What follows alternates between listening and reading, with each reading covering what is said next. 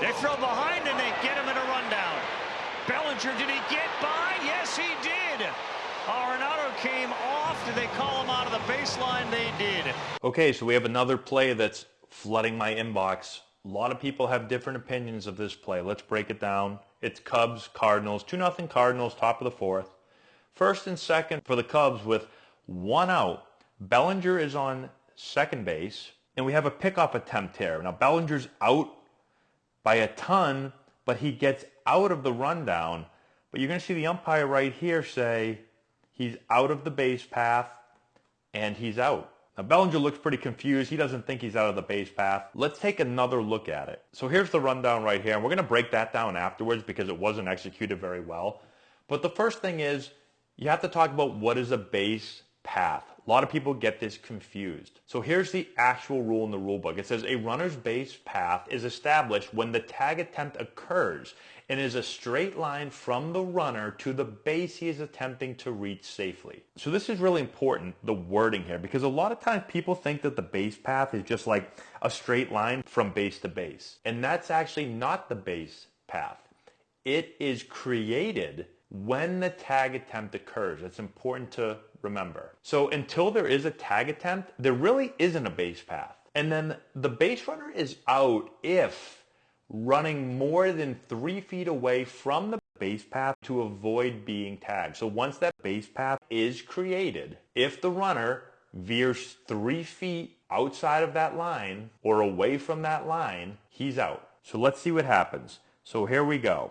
Let's get to the point where the tag is being attempted, right here. So I guess you would consider this right when he has the ball right here.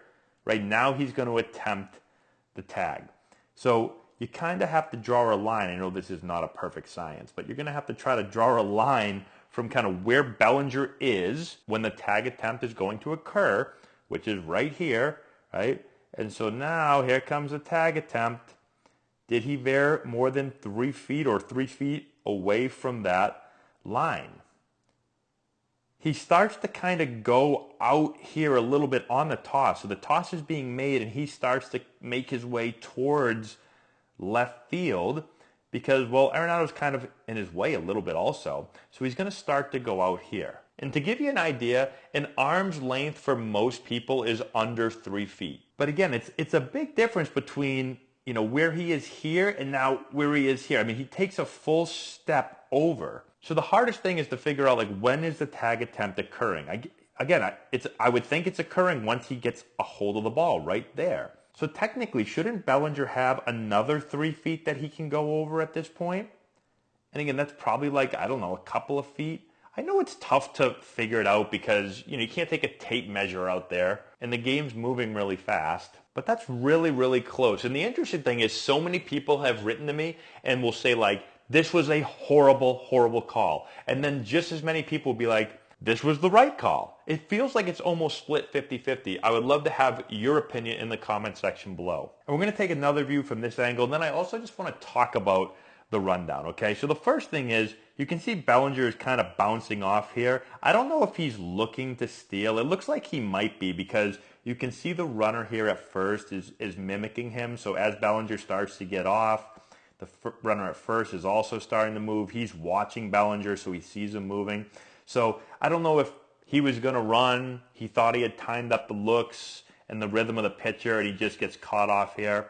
But he gets picked off. Now, we've made a lot of videos about rundowns, but once you get into a rundown, what you want to do is you got to pick a lane. So the infielder should pick the inside. Arenado should also come to the inside, right? So he starts running him here, but you can see he catches it, and then he starts to work to the outside, and Arenado stays on the inside. So now you have him out here, and you have Arenado inside, which you never want to do because now you have to flip the ball up over Bellinger's head. So either he should be in here with Arenado, or since he chose the outside, Arenado should then choose the outside so that there's a lane to throw the ball to. Arenado's going to start to close the gap, which you want to do because you want to catch the ball with momentum. But he's given the ball a little bit too late. So this ball should have probably been given up right there. You can see Arenado starting to get momentum right here. He's starting to close the gap.